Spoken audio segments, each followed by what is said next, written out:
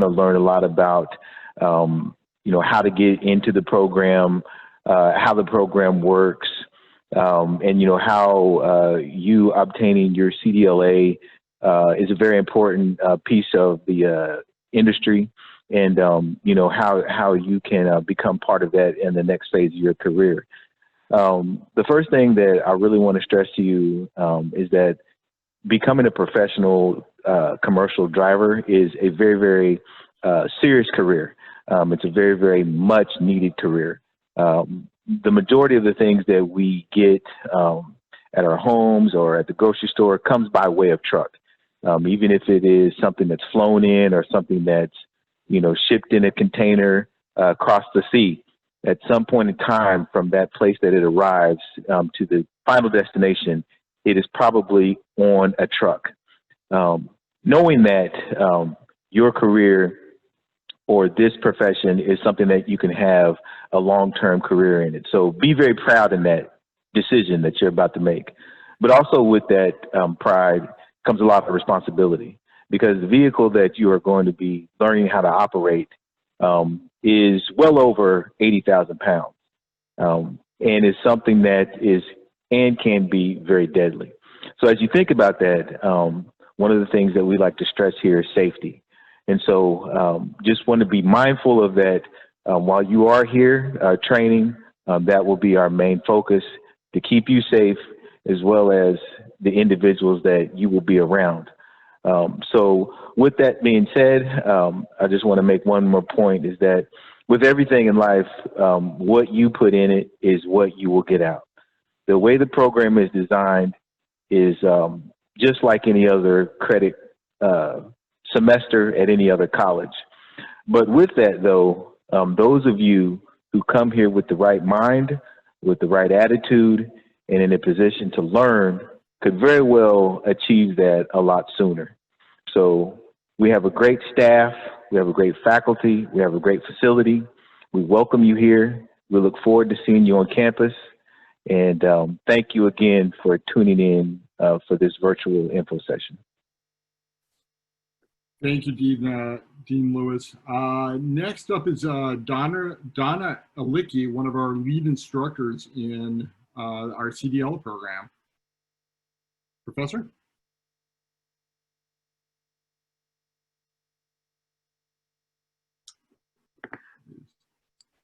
Donna not on. Toynisha, do you want to take this slide then? It looks like Donna's not on yet. Good afternoon, everyone. Donna is actually heading from the yard right now. I don't necessarily want to take her slide, but can we move forward and then come back? Absolutely. Okay.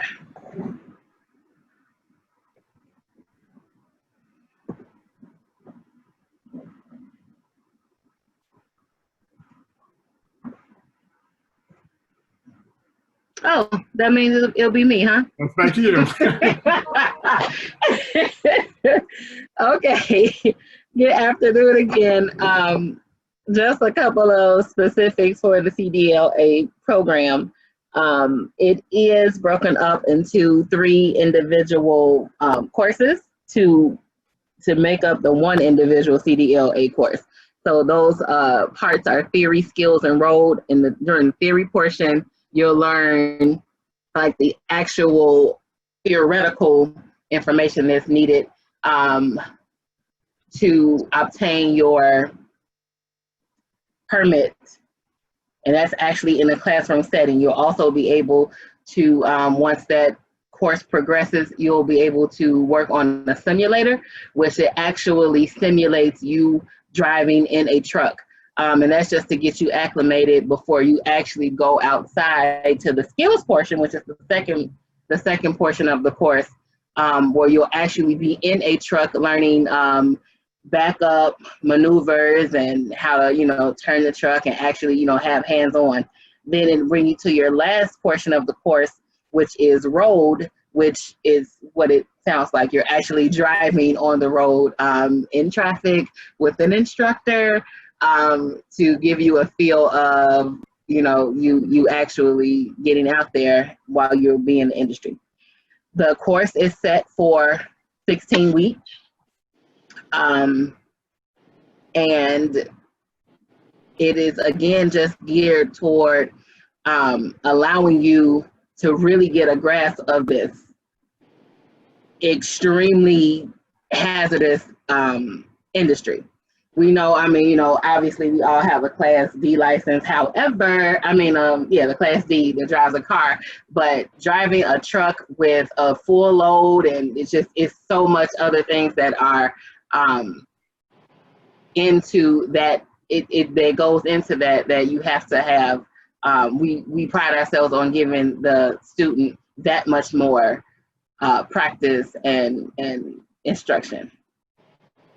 We are a Secretary of State testing facility, which is one of the highlights of the program. That means that the Secretary of State actually comes to our campus to test you on the same equipment that you've been training on the same test route that you've been practicing on.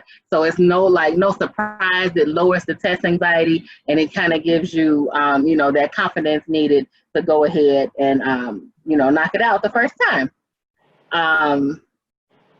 We definitely provide industry recruiter exposure throughout the course of the 16 weeks, and really heavy in the theory portion. We bring in employers that let you know what they're looking for in new drivers, let you know what their benefit packages and things like that look like, so that you'll have a portfolio of employers to actually choose from once you get your actual license and you're able to, you know, get in the driver's seat and choose where you want your career to start.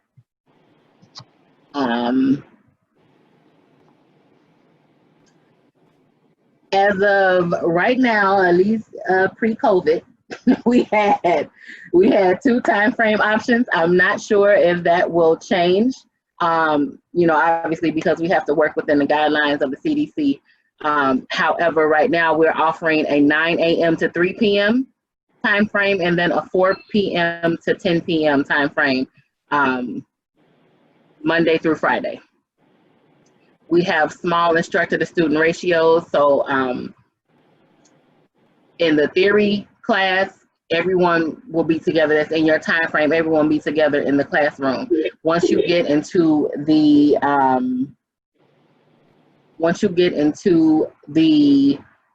trucks for your skills and your road portions, it will be very small, almost like 4 to 1, 4 students to 1 instructor.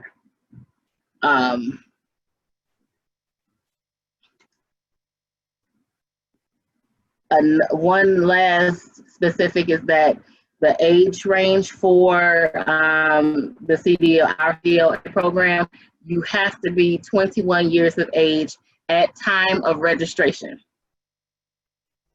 So that's all. You have to be 21 years old. We can go to the next. Do we want to go to the next slide? Otherwise, I understand our instructor is on now. Do we want to go back to that slide? Oh, we can go back. Great. Donna, if you're on, we've got your slide up.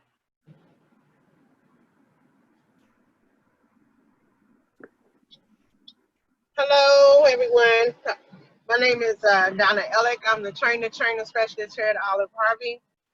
And I welcome everyone. Look forward to working with everybody. I'm actually in the truck. I've turned my video on, but I don't see myself. And I don't know if y'all can see me, because I wanted everybody to see our beautiful trucks. So right now, due to COVID-19, we're doing small session, more hands-on for social distancing purposes. And we just ask that we want to follow the guidelines that everybody set out for us. And I'm saying it now, and I've said in all the future classes to come, please be mindful about your mask, your gloves, the cleanliness of the trucks. You know, you want to make sure that we keep you safe you keep yourself safe and your family. So we're cleaning the trucks. We're asking you to clean behind yourself. We're asking if you sick, please stay home because these are very close quarters that we're dealing with. And the campus itself has provided gloves and masks for those that don't have it, and you're welcome to use your own. Also, me, myself, I've been in the trucking industry for 20 years. I started out as an over-the-road driver. I've been in every state in the U.S., 7 provinces of Canada. I have great license. I have no intentions of messing them up. And I've been here at Olive-Harvey for 13 years, training people to drive tractor trailers, buses, forklifts. I wear many hats around here, but I say that to say anybody can do this if you listen and apply the safety guidelines. And that's what we're here for, to teach you to get a Class A Illinois CDL license, whether it be an A or a B. The guidelines are still the same, and it's all about safety. We're trying to teach you how to provide a career for yourself. It's not a job, because your license is only as good as you make them. If you go out here and have a bunch of moving violations and running red lights and all of this after you get your license, you're gonna lose them real quick. And that's our job, to teach you how to handle these trucks safely and what you need to do to make yourself better acclimated to the industry. We have over 90 years of experience training here at Olive-Harvey. We strive on giving you all the details you need to go into a company. So we give you more than just you getting a Class A license. You have a lot of knowledge. There's on day shift, 5 instructors, include myself, and 3 on nights. But no question is a dumb question. So if you want to know something or you want to gain knowledge, speak to everyone in the industry, so that way you'll know what it is that you're trying to get out of this. Everybody come in here for a different aspect, and whatever your reason being, all I tell students is leave here with what you came here for. Is it gonna be easy? No, it wasn't easy 20 years ago when I done it myself. So I know the walk. I was in where you sitting at now. I'm trying to get this. Are you gonna remember it? If you haven't driven a truck, then no, it's not gonna be that simple. If there's any women, because I can't see anybody, so if there are women in here, yes, it's gonna be difficult because we're telling our minds to do something totally opposite of what we're used to doing in a car. So, but with that being said, that's what we're here for, to help you. But we can't help you if you don't help us by letting us know what your weaknesses are. I mean, some people don't like to talk. Some people don't want you to know. One lady told me, I don't want everybody knowing my business. Well, I can't help you if I don't know your business. I'm not trying to get in your personal or family business, but if you're struggling, if you're not getting the concept of driver's side, passenger side, left and right, then I need you to let me know that so I can use other words or terms that's going to help you grasp this faster when you get in the yard. The classroom portion is just theoretically to get your permit. The hard work comes when you come in the yard and you have to do a pre-trip. You have to look at it. You have to memorize it, because this is the test that you're going to be tested by the Secretary of State. You're doing driving maneuvers, you're backing up. You got 2 units you got to keep together as one. You have to do this for the Secretary of State to show them that you know how to back up a tractor trailer. You on the road, you can't turn the corner like you do in your car. You have a 53-foot trailer behind it, so you have to pull out further. You have to look all the time because we don't have rear view mirrors. So your mirrors are your eyes. You need to keep your head moving. You can't stay tunnel vision because you will run over somebody. All of this we're going to teach you in this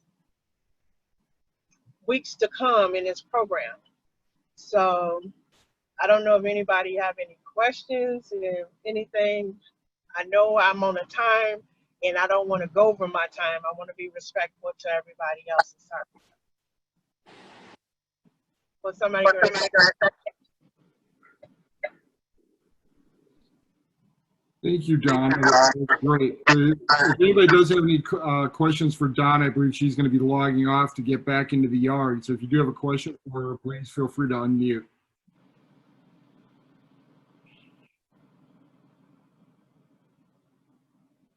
All right. Looks like there are no questions. Don, again, thank you. That was fantastic. Thank you, and I'll talk No, to I'm y'all sorry. later. Yeah, I'm sorry. I was trying to unmute it. I have one quick question. Oh. This is Tedros. So I just had a question. When does this program officially start? The CDL program? We will absolutely get into that and address that a little later. Okay. Yeah, we're going to talk about scheduling. Okay. All right. Thank you. Great question, though. All right. Thank you. All right. All right. So we're going to move on. Again, thank you, Donna. Appreciate you taking the time. No problem. You all have a good day. You too. You as well. Thank you. All right, Trinisha, back to you about program costs. Back to me. So program costs, there are some pre-course costs, some costs that is incurred by the student that you have to, for materials and other credentials you have to gain before potentially being registered for the course. So I'm gonna go over that, and then just some additional, so you'll see everything that you have to pay for. There is a court purpose motor vehicle report that you need to get from the Secretary of State. It is $12. And then you need to submit a Department of Transportation physical card, which is also known as the DOT, and also a drug screen. Both for those last two I just mentioned. The DOT card and the drug screening, we have an agreement with Concentra. The location is 900 East 103rd, where the fees for the DOT card is $73, and for the drug screening is $47. Now, you can absolutely go elsewhere to get this as long as they are a Secretary of State licensed place to administer this type of test. But I cannot attest to the fee that you're going to pay going elsewhere. But again, this location at Concentra, we have an agreement where they will charge $73 for the DOT physical and $47 for the drug screening. Those are the pre-course costs, because you have to submit those 3 things along with your copy of your driver's license in order to move to the next step of registration. As far as tuition, in district means you are a Chicago resident. That means your address on your license says Chicago, Illinois. That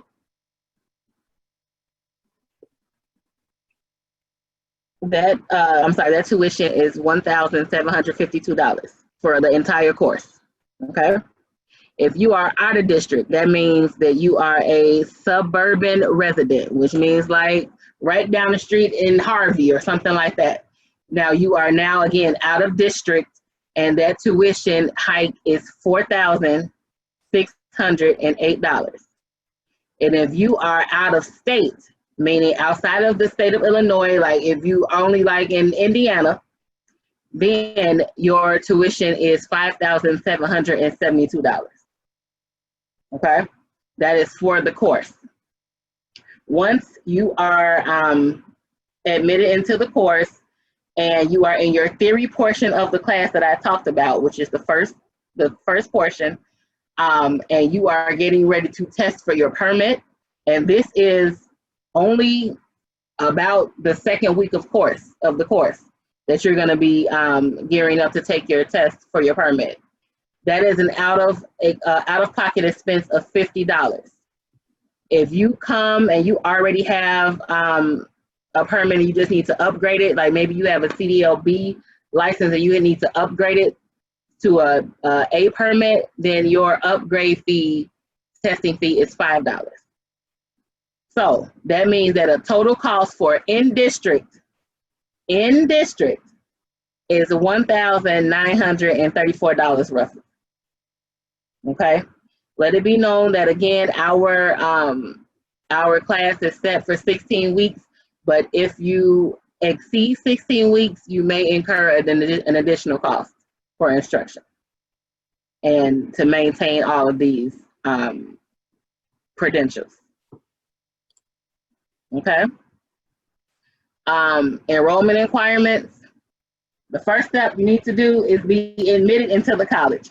So that is an application that you have to fill out, and our admissions department is more than happy to help with that, but you need to be admitted into the college, which will generate a student ID number for you. That's how you denote that you have been admitted into the college.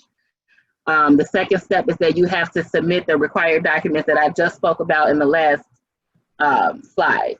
The court purpose motor vehicle report, the driver's license, the DOT card, the drug screening. You have to submit all of those required documents. Then you must secure a method of payment. We have something called, affectionately known as the drop clock here. And that means that if you do not secure your method of payment by the third day after you have actually registered for the course, then it will drop you out of the system and you will not be enrolled. And then that means if somebody else is right behind you and they get their stuff in and they press enrollment and then they secure their method of payment, you have lost out on that seat. Okay.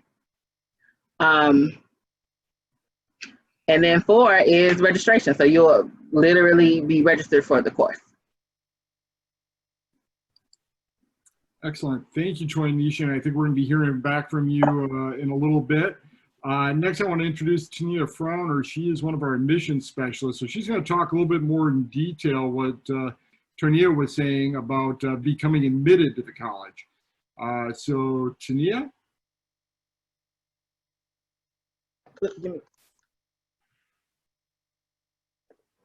Hello?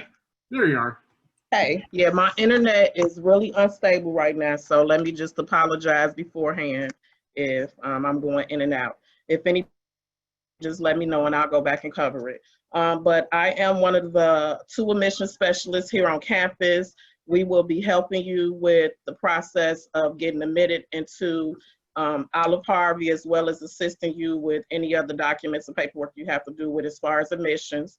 So the first thing we would need everyone to do, if you haven't already done it, is go to www.ccc.edu/apply and complete a CCC application.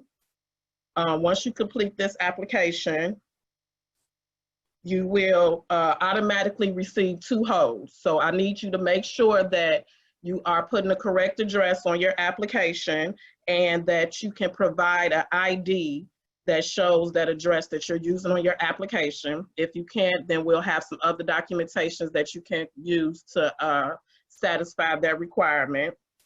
That's 1 hold that you have to clear before you can register, as well as you have to set up your student portal, which is your SR part of this. So you have to answer a certain set of questions. It's very simple. If you have any problems, we'll help you walk through that. So we'll basically walk you through the entire process. You'll get assigned to us depending on what your last name is.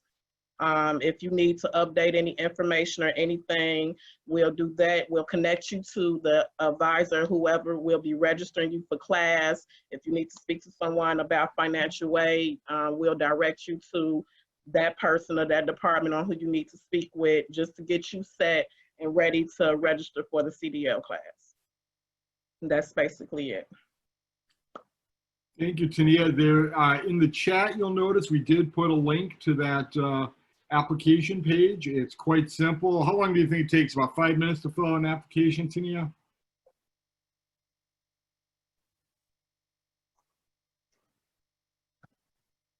looks like we lost her. But yeah, it takes about 5 minutes. And again, as we noted, there is no application fee. It is a free application. I'm going to put another link in the chat. It is our virtual room. Since we are working remotely, you can't just walk in and get help, unfortunately. So I'm going to put our virtual student services site in the chat. And when you go there, you can just click on Olive-Harvey and then admissions. During the day, we always have a admissions specialist ready to answer any questions or work with you individually on your application. And again, just a reminder, if you do have questions, please go ahead and put them in the chat and we will get to them as soon as possible. All right, Toynisha, back to you about additional enrollment requirements. Back to me. Back to you. Thank you. So submitting the required documents. Again, pre-COVID, we are located in the TDL building. And this is where you would be submitting those documents that I spoke about. Again, the driver's license, the MVR, and then the other two, I guess it's on the other slide, which is the DOT card and the drug screening. Now, let me tell you about your driver's license. Again, please understand this is pre-COVID, okay? Your driver's license, because you're going to be getting a permit, and your permit should last for at least 6 months, you have to have your driver's license be valid for that time, unless they're not gonna let you test. So that means that if your driver's license expires by August 1st, take the time now to renew it now, because once you get to the point that you get ready to test for your permit again, which is only 2 weeks into the course, you're going to have a valid license that is going to span through the time that they're going to give you for the permit. Okay, so you want to go ahead and start that process now, because again, they're backed up. I heard the lines are ridiculous. So you want to do everything in your power to make sure your instruction isn't interrupted or held up. The court purpose motor vehicle report, again, the closest Secretary of State facility to Olive-Harvey is actually on 99th and King Drive, and that was $12. But again, please check for changes in hours and procedures due to COVID-19. Thank you. The physical card, again, you'll be getting a DOT exam, which is for pre-placement. Please know that. Because you need to tell them, whatever facility you go to, that you are looking for a DOT exam for pre-placement.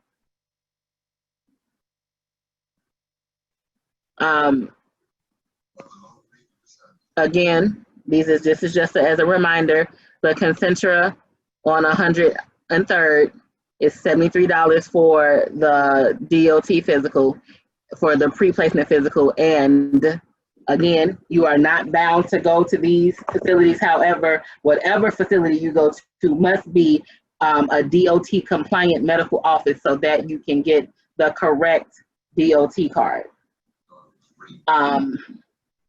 There's a link that's on this PowerPoint that kind of shows you where the other compliant medical offices are for DOT. So if you guys want to just jot it down, I don't know if this presentation is going to be made available to you guys, but if you all want to write it down now, you can look at it later. Oh, sorry. I was trying to copy the link and put it in the chat, but wouldn't let me. Yeah. And for drug screening.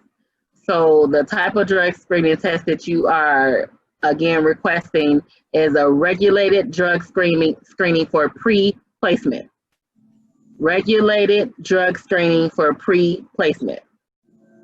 Again, at the Consent Center on 103rd is $47. Now, let me address this. The industry that you all are going into is highly safety regulated. Okay, so that means they may have different rules, and they also have they also have federal rules that supersede state rules. Okay, with that being said, it is zero tolerance for any type of controlled substance, including what we call legal marijuana. Okay, so you have to submit to us a negative drug screening, because if it's positive for anything, it is going to interfere with your registration in the course.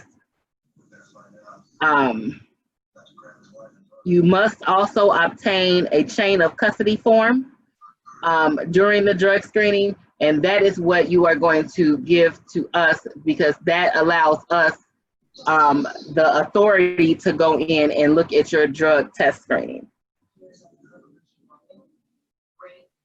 So make sure you get a chain of custody form from whichever location you go to.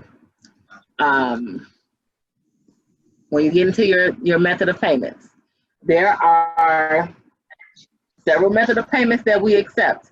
Self-pay, which is, you know, like you come in and you like, hey, I can give you this $17.52 right now. Let me just give it to you. Okay. If you don't want to pay all at once, we have something, an option called NailNet, which is still under self-pay. That is an automatic withdrawal from a third-party vendor, which our business office representative will be talking to you guys more about.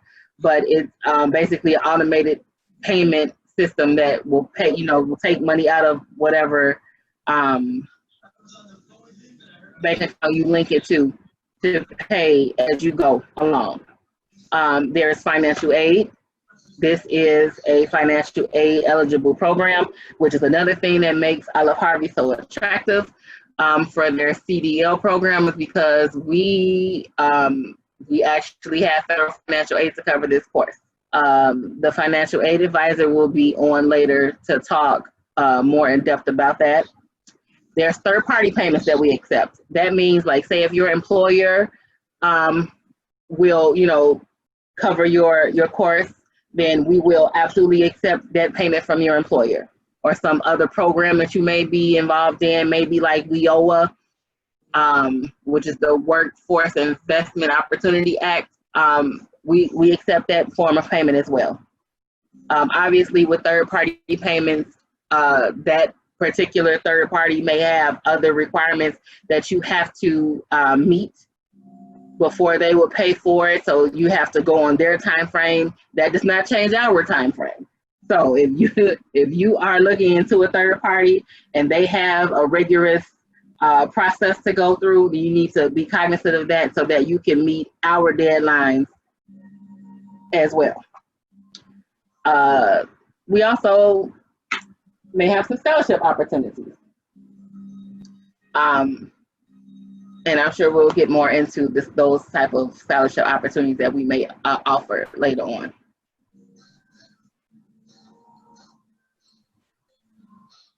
All right, thank you. And Nicole, are you on? I don't think Nicole is on. I think Nora Trust is going to be the representative. Excellent, thank you. Is Nora on? Yes, I'm here. Hello, everyone. Can everyone hear me? You bet. Can everyone hear me? Yeah, they're on mute though, so you can just keep talking. Okay. All right, very good then. Well, we welcome all of the students that are interested in our programs primarily. My name is Nora Trust, and I'm a bursar in the business office, and I will be discussing forms of payment for this wonderful course that you're anticipating on taking.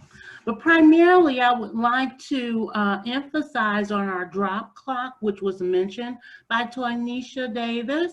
You have 3 days after you register. So if you register on Monday, your drop clock will not start until Tuesday. You'll have Tuesday, Wednesday, and Thursday evening at 11:59.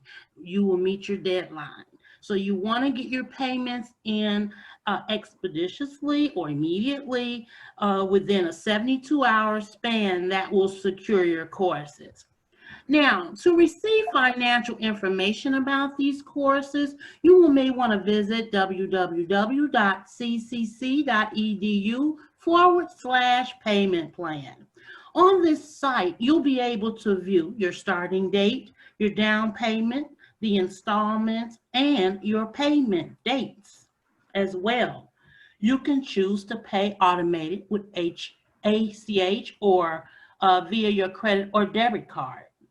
Once you have selected your plan, you will simply log on to mycc.edu. You'll select Student Finance Account from your home page. Then you'll also select Account Services located in the lower left side of the screen. And your fourth step would be simply select Payment Plan. Or you can pay in full by selecting Make Payment. Now, there's no interest charges, just a $25 enrollment fee per semester. And you want to make sure once you get on the payment plan that your payments are paid on time and efficient, for there will be a $30 fee for any returned items. Also mentioned was the third-party payment. If you have an employer that is interested in your career and would like to assist you in your payment, you may want to mention it to them and speak with them so that you can submit the proper voucher. UPS, United Parcel Service, usually pays for their employees' education. You also have CHA, Veteran GI Bill, etc., etc. So if you do have a third party that's anticipating on paying for your tuition, please contact Shaltrice Bazille. She is also a bursar of the business office, and you can reach her at cwallace@ccc.edu. That is cwallace@ccc.edu. She is our specialist in the third party voucher payments for our students. Now, in the event that you have been a student here at any of our city colleges of Chicago and you have a previous balance that needs to be paid prior to you registering for this class, you will contact me.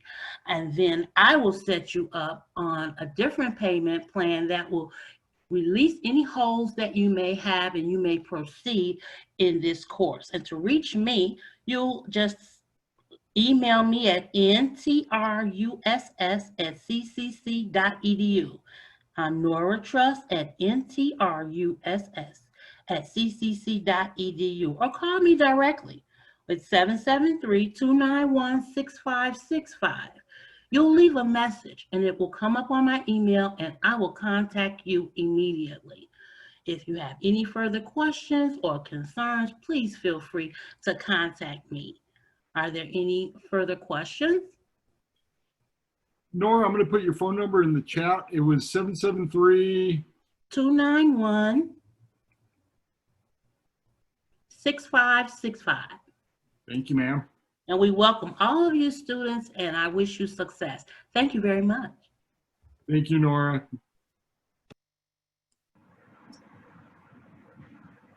All right, next we are going to just hear briefly from our Wellness Center.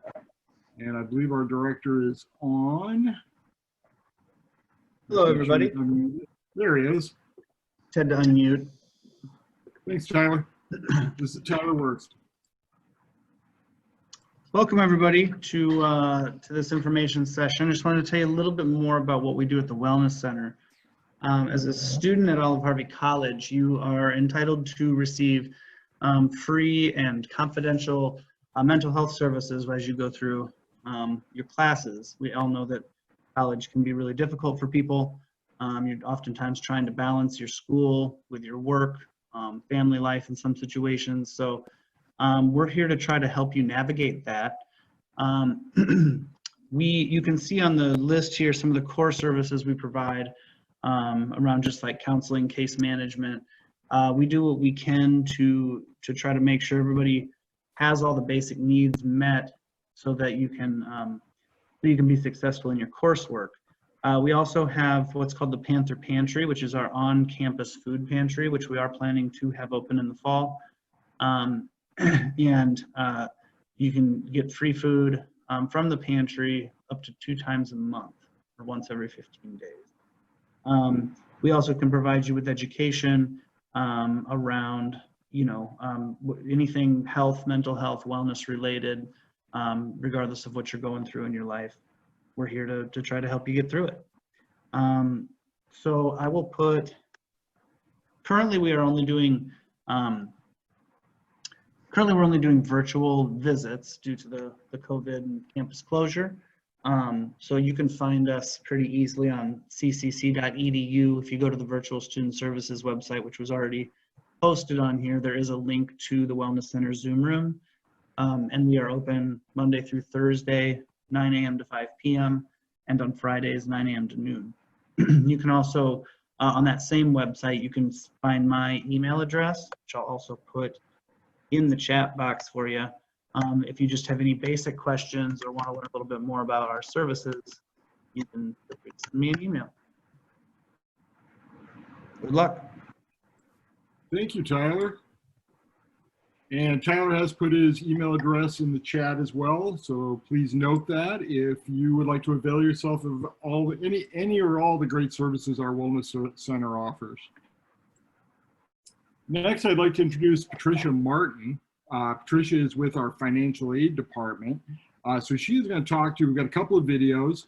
She's going to talk to you about the process of applying for financial aid. As it was noted earlier, this is a unique thing for Olive-Harvey that our CDL program is financial aid eligible. So I will let Patricia take over, and Patricia, you let me know when you want me to start the videos.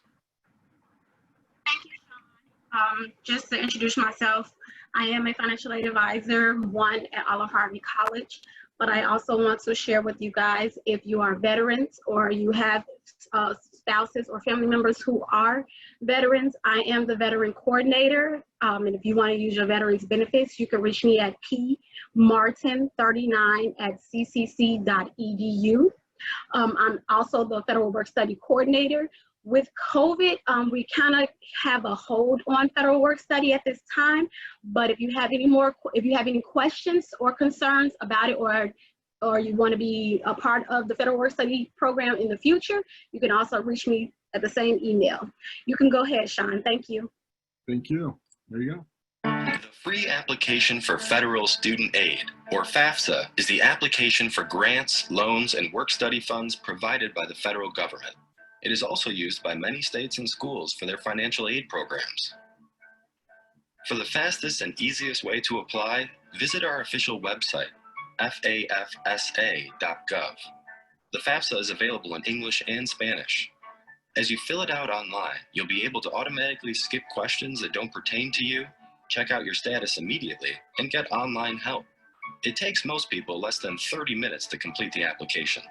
You'll need a few things when you fill it out, so get ready by gathering your Social Security number, your permanent resident card if you have one, any W-2 forms or records of money you earned for the previous year, and your tax records.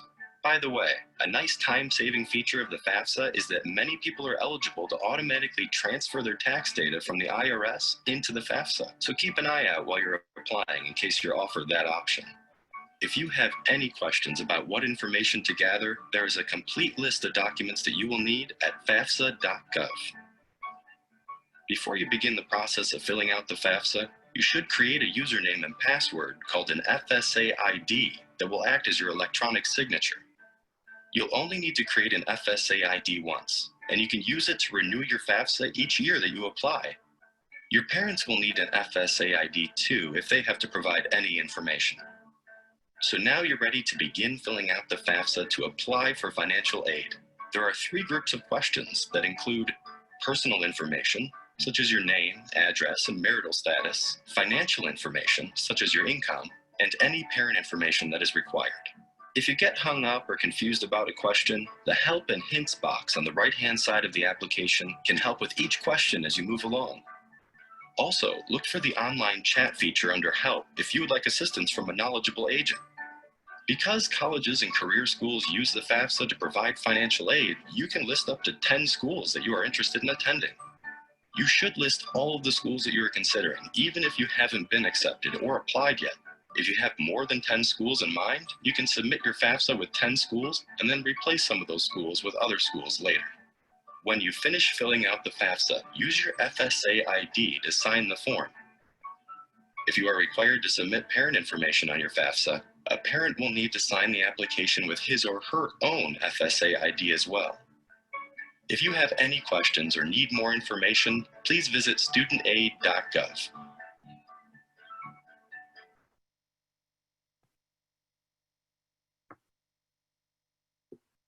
Patricia, do you want me to go right to the next video, the after the FAFSA? No, so I just want to reiterate the video that just played. Please write down these 3 things. Create your FSA ID and password if you have not done so. Get your 2018 tax returns. So when you get ready to complete the FAFSA, during the income section, it's going to ask you, do you want to link to the IRS data retrieval tool? Yes, you would like to link the IRS data retrieval tool. So you can pull your income taxes from the IRS directly, and that will not have you have to make errors by trying to put in your tax information manually. All you will need from the tax return is the way your address is typed on your tax return. You will type that in on the FAFSA because it has to look exactly how the IRS has it in their system in order for it to be linked. And last but not least, make sure you have an email address that you currently use. Sometimes we forget our username and passwords, so make sure your email that you're going to use on your FAFSA account is the email that you use regularly. So just in case if you have to reset your password. You can go ahead, Sean. Thank you. No. So, you filled out the FAFSA. Now what? The information you submitted will be processed by the U.S. Department of Education's Office of Federal Student Aid, and the colleges or career schools you listed will be notified so they can begin their process of awarding aid. The great thing about filling out the FAFSA online is that you can check its processing status immediately. This comes in handy when you're thinking, I wonder if it went through. Within a few days of filling out the FAFSA, you'll get your Student Aid Report, or SAR. You'll hear that abbreviation again, so just remember, your SAR is your Student Aid Report. Basically, it summarizes all of the information you submitted on the FAFSA. You can access your SAR online at fafsa.gov using your FSA ID, which is your username and password. Check your SAR for any mistakes. Then make corrections if you need to, but only if you estimated your tax information or provided incorrect information the day you filled out the FAFSA. On your SAR, you'll see reference to your EFC, or expected family contribution. This number is used to determine your eligibility for federal student aid. It doesn't mean you actually have to contribute that amount. The financial aid office at each college or career school you list on your FAFSA will receive your information. Each office will then use your FAFSA information to determine how much aid you can get at that school. It's possible that your college or career school may require you to verify the information you submitted on your FAFSA. If that happens, your school will tell you what you need to do. Once you're accepted into a college or career school, you'll get an award letter from a school's financial aid office that explains the aid being offered to you. We'd recommend comparing award letters from multiple schools. That way you can make the best decision for your situation. If you have any questions about your financial aid offer, contact the school's financial aid office.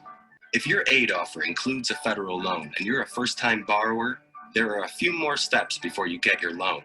You'll need to complete entrance counseling and sign the Master Promissory Note, or MPN, which is your agreement to pay back the loan. Your school will provide you with the necessary information. So how do you get your money? Well, usually your grants and loans will be applied to tuition, fees, and other charges on your student account first. Then any leftover money is paid to you. Work-study funds are earned throughout the term. Remember, filling out the FAFSA is not a one-time thing. You must complete it every year you attend school. If you have questions or need more information, please visit studentaid.gov.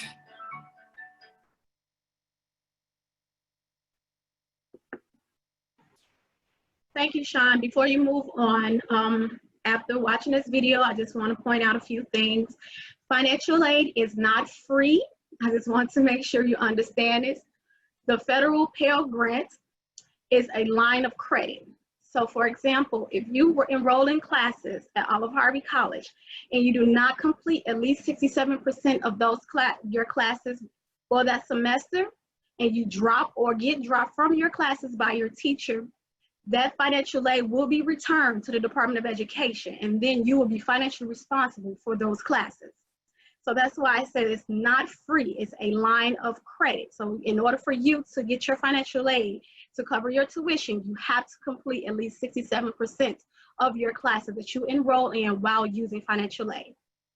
Next is student loans. We all know what a loan is. A loan you have to repay back, of course.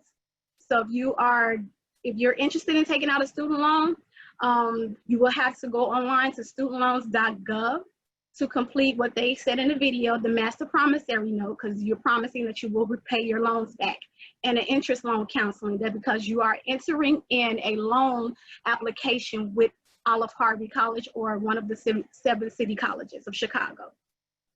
And last but not least, scholarships. Scholarships are non-refundable. Those are free and anyone can apply for them.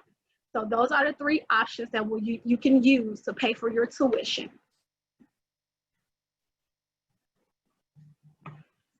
Tricia, I did get a question and just a clarification with the Pell Grant.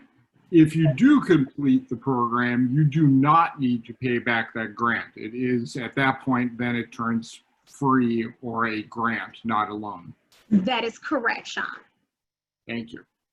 All right, you ready for the next slide? Oh, So, you filled out the FAFSA. Now what? there we go. The free There we go. There we go.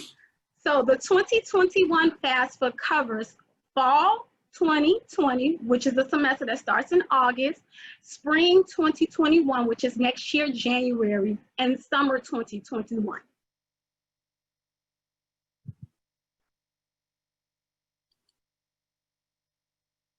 To be eligible for financial aid, you have to be seeking a degree or certificate at the city colleges in order to receive financial aid. If you are considered a course taker, someone who is just taking classes to either A, just to be taking classes because they just want to refresh their memory, or B, if you're taking classes to transfer back to your current school, then you are considered a non-degree seeking student, and therefore you will not be eligible for A, Pell Grant, or B, the student loans. Scholarships, you can, again, that is available to anyone who applies for scholarships and get approved for it.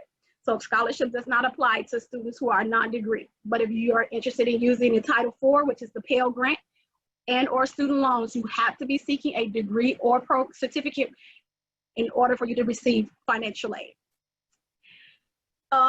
You must have a valid Social Security number. So the reason why is because when you complete your FAFSA has to link to your admissions application, which is our system. We will not be able to locate your FAFSA if your Social Security number is incorrect, or if you do not have a Social Security number in the system at all. So make sure your Social Security number is typed in correctly. Sometimes we move too fast and we might put in the wrong number, and then that will put our FAFSA in a delay, and we call it the suspense file, so you can't find it and it won't allow us to be able to see it. So then we will have to do more digging and searching for your FAFSA. So make sure your Social Security number is correct. You have to be a U.S. citizen. For males, for selective service between the ages of 18 and 26, you must have registered for selective service. If you have not registered for selective service, but you have mitigating circumstances that shows why you were unable to register for selective service, we do have an appeal. You will complete that appeal and you will submit it to my director, who will then review it, and he will make a professional judgment whether or not your circumstances was mitigating and that it'll prevent you from being able to register for selective service. If you are not approved, then you will not be eligible, because all men has to register for selective services in order to receive any type of federal benefits. Student loans. So if you've already taken out a student loan and you may have defaulted in your student loans, you will need to contact your lender to get out of default and get back in good standings in order for you to receive the Pell Grant and or student loans. If you are in default, you cannot get either or. So if you know you in default now, I advise you to start reaching out to your lenders to get back into good standings with your student loans so that you can be able to receive any financial aid or student loans. You must also be a high school graduate, of course, or you must have received a GED, or you have done homeschooling in order for you to receive financial aid. If you already have a bachelor's degree, and that includes a foreign degree, you would not be eligible for Pell. Again, you are not eligible for Pell, but you can still take out a student loan. That's only for those who already have a bachelor's degree. And last but not least, maintain satisfactory academic progress. That is SAP. So SAP is made of 3 components. So this is mainly for students who are returning, but also for new students, be mindful of this because this also applies to you once you start taking more classes throughout the year. So you must maintain a 2.0 GPA. You must complete at least 67% of your classes while using financial aid, and time frame.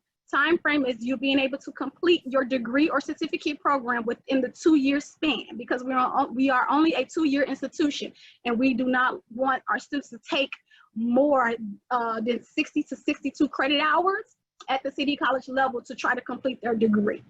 So again, I'm gonna repeat that if you need to write that down. You must maintain a 2.0 GPA. You must complete at least 67% of your classes, and time frame. You must complete your degree or certificate in the minimum time frame, which is the 2-year. Any one of those can impact you. So for the first semester, for example, August, this fall will be your first semester and you didn't do well for whatever reason. You didn't do well. That will be your warning semester. Then the spring term, you come back and again, you're still unable to be successful. Now you are on a hold. You will then have to appeal for the fall and the spring, explaining why you were unsuccessful, and you must have mitigating circumstances. Mitigating means something that is out of your control that you cannot have prevented from happening. You will then appeal it. It will go to the SAP Appeal Committee board, and they will review it, and they will determine whether your mitigating circumstances is valid or not. They will approve it or deny it, and they will send it to your email, letting you know what the final decision is. If you are approved, your financial aid is reinstated. If you are denied, you will not be able to get no financial aid. That includes Pell as well as student loans. You will have to either A, apply for scholarships, B, pay out of pocket, or C, a third party.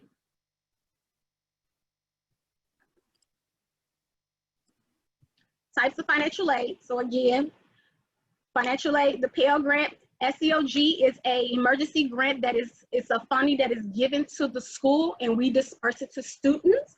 And Illinois MAP grant. Illinois MAP grant is for students who are Illinois residency. You have to have been an Illinois residency a year prior to the physical application. So for 2020, you will need to have been an Illinois residency for a year in 2019. In order for you to receive the MAP grant, you have to have completed the FAFSA before the due date.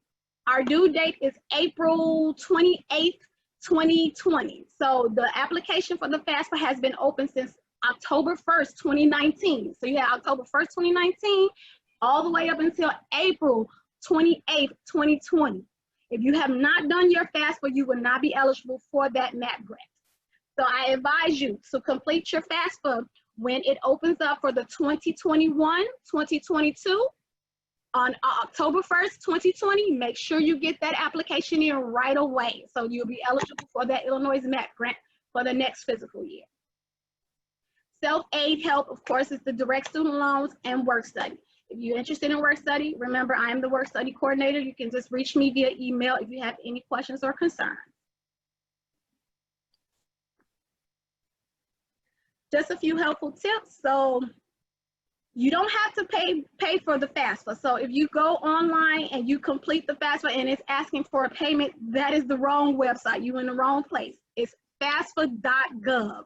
So make sure you are paying attention. And if you are having trouble, we can send you the link. Sean, if you can, put that link in the chat. So it's FAFSA.gov. That is the correct website to complete the FAFSA. Again, when you're doing your FAFSA, do not use your school email. Use your personal email and make sure it's an email that you use regularly so that you'll be able to keep track of your financial aid, your award letters, any changes that's made to your FAFSA. Make sure you have a correct email address. The FSA ID is very important because you have to sign your FAFSA electronically. It's the most efficiently way to sign your FAFSA and to get it submitted to the Department of Education. So make sure you write it down. If you got an iPhone, I suggest you put it in your notes app, put it in email it to yourself, find many ways so that you will not lose it. And what's helpful, I tell my students to try to use the same password that you use for all your other emails so you don't have 10 different passwords for 10 different things. So that's just a suggestion. Your name, social security number, again, make sure that matches on your social security card. When you're doing your income on the FAFSA, please, please, please, I stress to you to do the IRS data retrieval tool, because if you are selected for verification, verification is the process that the Department of Education can do. They can randomly select 30% of our students who are using financial aid. And if you are selected, and if your income raise a flag, they can make you have to give us additional documentation to verify your income.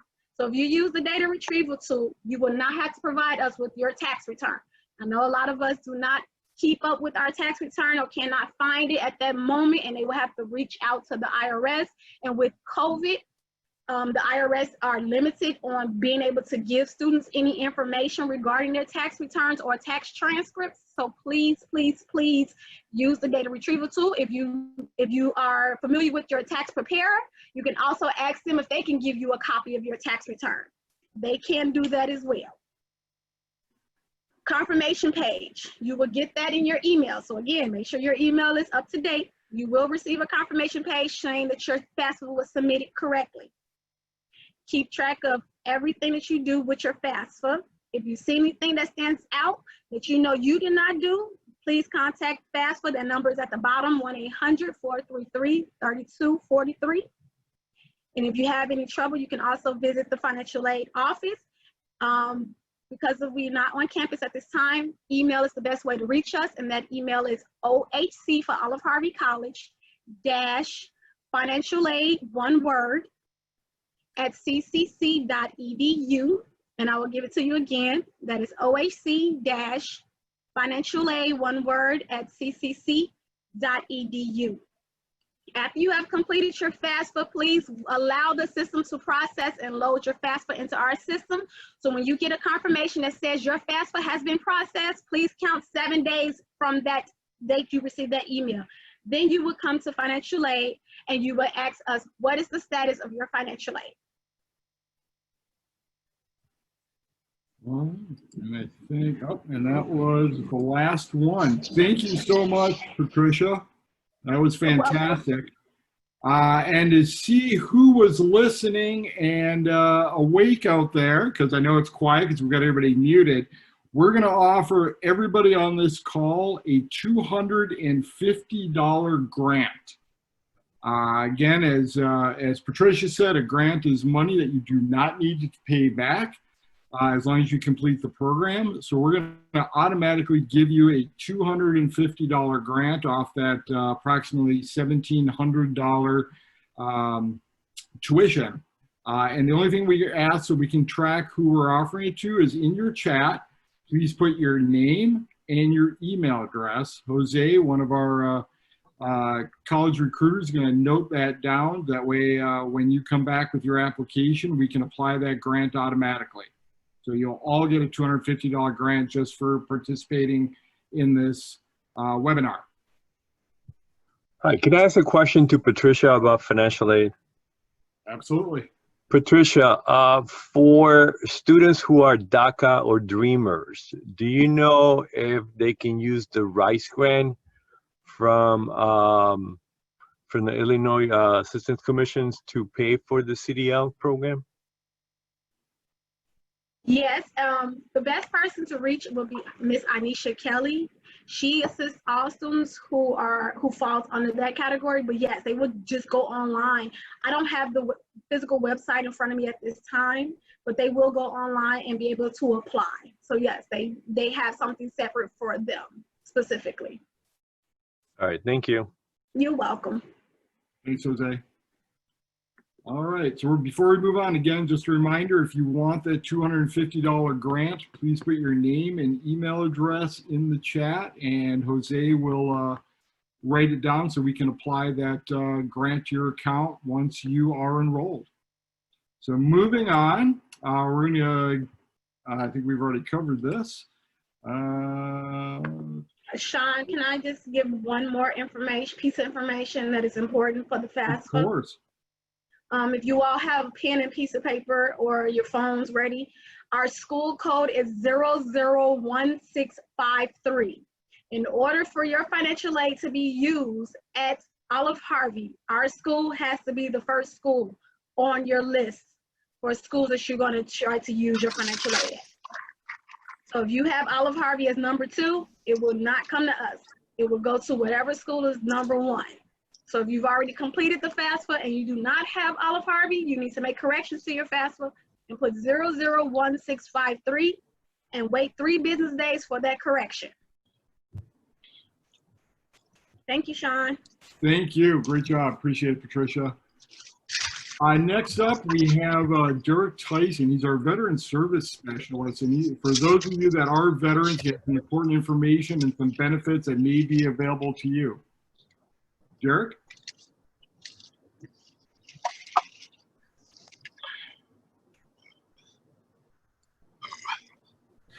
Good afternoon.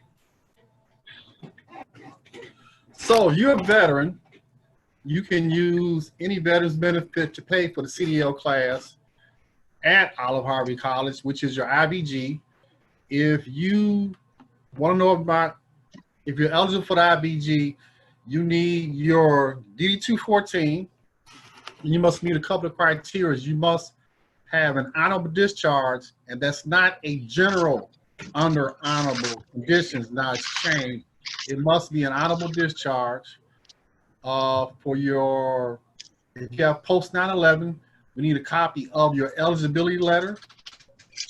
If you're going to use voc rehab, that has got to be approved through your voc rehab counselor.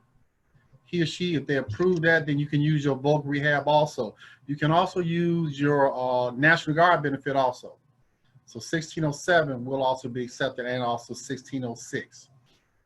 So your GI Bill, benefits, all of them will pay for the CDL class. You can contact me at dtyson1@ccc.edu. That's dtyson1@ccc.edu, or you can go to the CCC website and contact me through the virtual veterans page. And my hours are on there. I'm there 5 days a week. You can see me personally and talk to me, and I can give you any assistance that you need. You do have to fill out your deferment form. I would have to get you that also. So you have to run that through me so we can make sure everything is done decent and in order. But your veterans benefits will cover all the costs for the CDL class. Okay, and again, for the IVG, also too, you must have enlisted in Illinois. You must have enlisted in Illinois and returned home to Illinois, which means when you ETS, what state did you go to when you left? When you look at your DD-214, It'll tell you what state you want to. Sometimes people say, well, I'm going to California. I want to live with my aunt. I'm going to Pennsylvania. If you put that on your DD-214, you're not eligible for the IBG. Look down in the bottom left-hand corner. It'll see your home address. If your home address is listed as Illinois, then you can use your IBG. And not only for the CDL class, you can use it for a lot more. Okay? Any questions about that? So post 9/11, GIB or IVG is accepted. I also would like to put in, Mr. Tyson and myself are a team when it comes to veterans. So if you have any questions or concerns, we both can be reached. But if you're new students and you want to use your veterans benefits, please stop to Mr. Tyson first. He will give you all the rundown and the process you need before coming to me. I then will be the school certifying official to certify hours and to get your veteran benefits paid through VA Veteran Affairs or GAP Access if you're using any state benefits. So we are a team. So either one of us, but please stop at him first. He will give you all the process. Thank you. Thanks, Derek. Thanks, Patricia. And for our veterans on, thank you for your service. My pleasure. All right, moving on, we're going to go back to Toynisha and talk about registration. How do we register for these classes? All right. So, registration again, pre-COVID, is located on the main campus in the Student Services Department in room 1410. I am not certain about this department and how they are handling registration now. So I'm going to, I need to defer to someone in that department. Sean, do you know how they're handling registration? Yeah, actually, Lavetta Houston is on. She's one of our senior advisors. Lavetta, do you want to address that question? Good afternoon, everyone. Sure. So, student services, as it relates to advising, we're doing virtual and Zoom registrations. Once we get your paperwork and the approval from the department that you're good to go and eligible to register for CDL, we will then enroll you in your classes. We have a virtual chat room as well. Dean Manning will put that up for you, and there are 6 advisors. You are automatically assigned to an advisor, and that advisor will help you get enrolled into the program.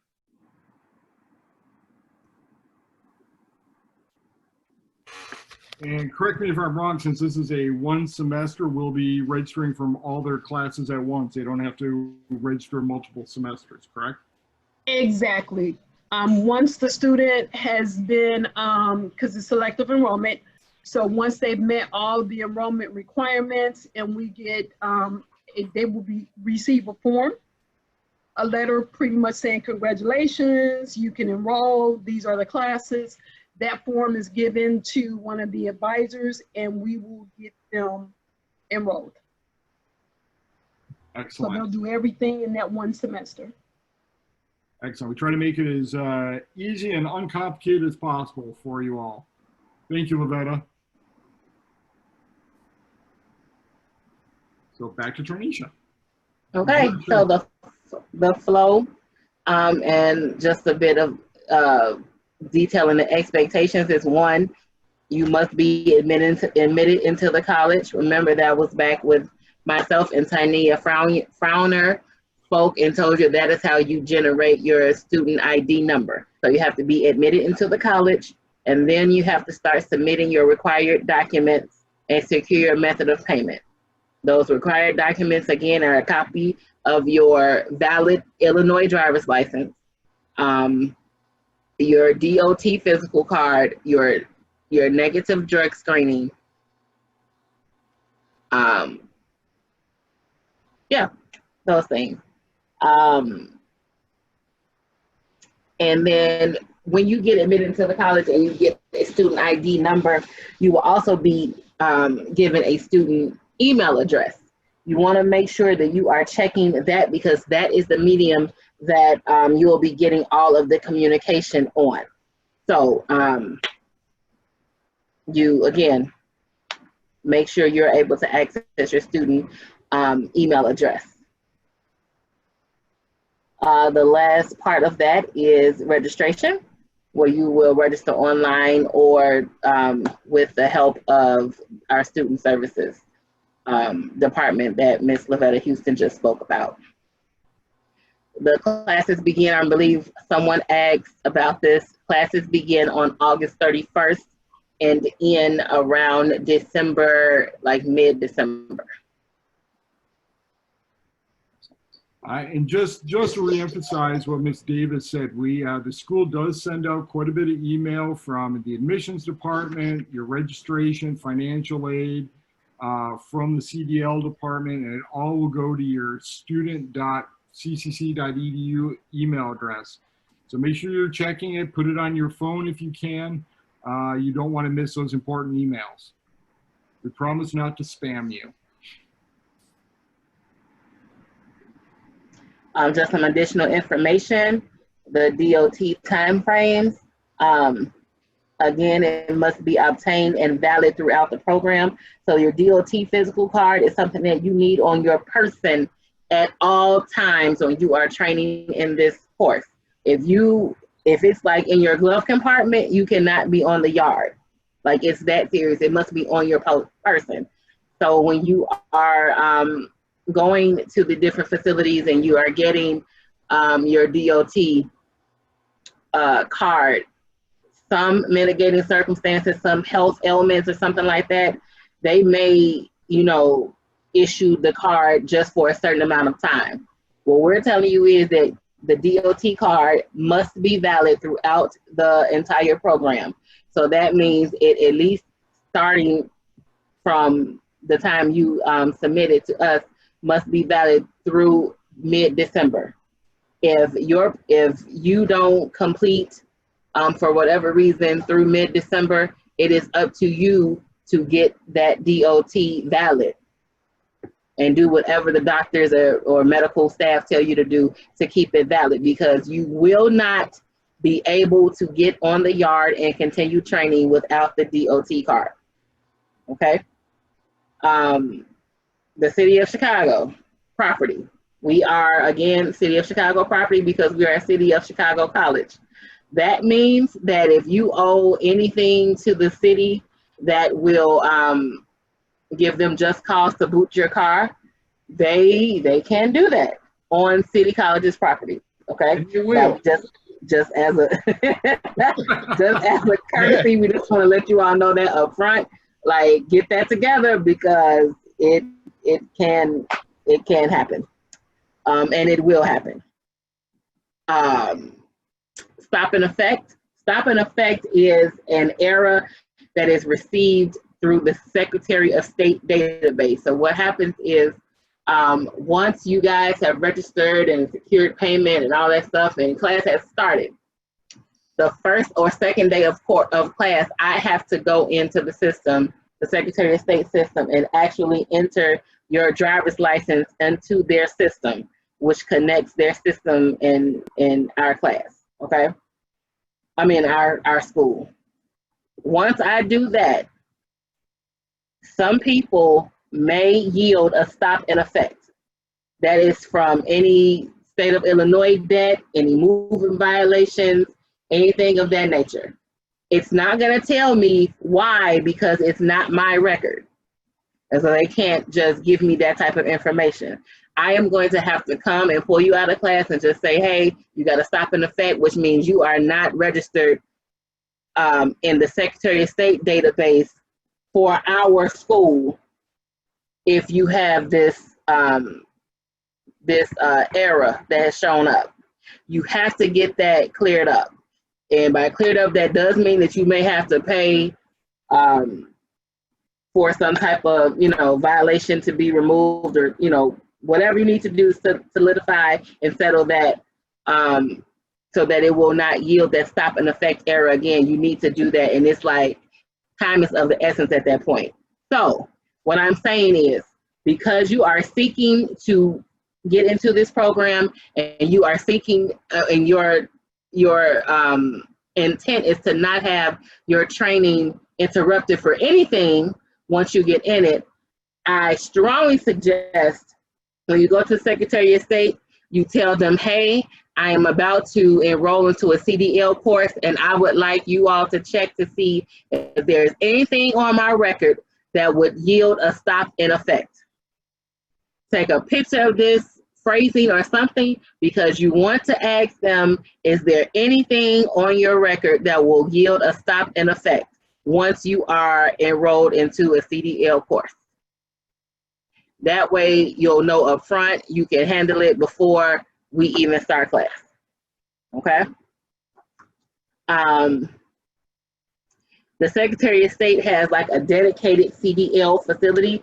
So in as much as 99th and King Drive is closest to Olive-Harvey, the CDL facility, the Secretary of State facility that handles CDL, and they're like the experts on commercial driver's license, is the one in South Holland.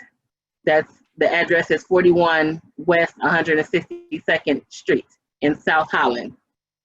Why is that important? Because with this stop and effect that I'm talking about, you probably want to go to that Secretary of State to ask them about anything on your record, to check anything on your record that would yield a stop and effect, because they are the commercial driver's license facility experts.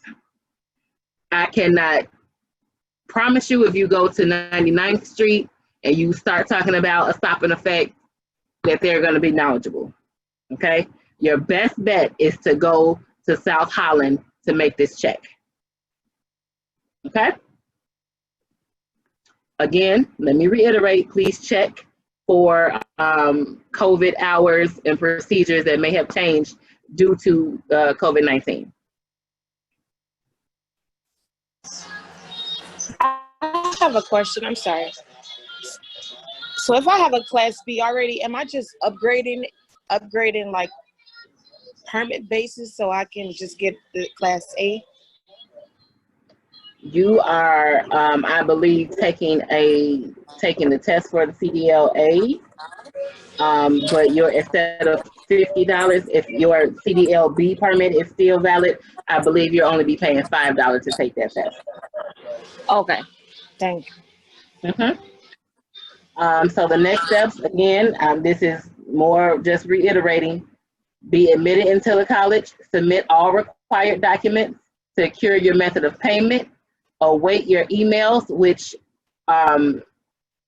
is through the CCC email only, your student email account only.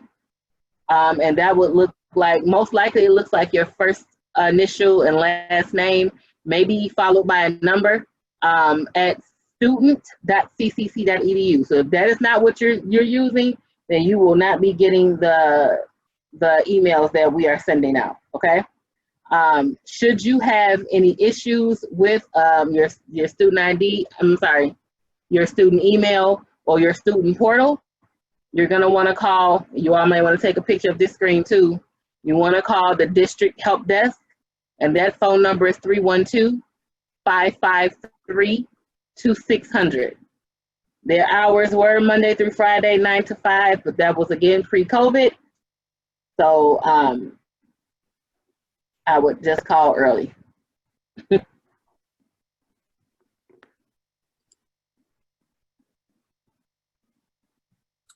All right, thank you so much. I know we gave you guys a lot of information. As I said, we are recording this presentation as well to be put on our YouTube page. Again, your next steps, as we've said several times, is to start your application, and one of our admissions counselors will reach out to you, or you can reach out to us through our virtual chat room that I've posted several times. Please don't forget that we are offering a $250 grant. Again, that's free money right off your tuition. So if you haven't put your name and email address so we can make sure that we apply it to your account in the chat, please do so. I'm going to open it up for any remaining questions that you may have. You can either put them in the chat or unmute yourself.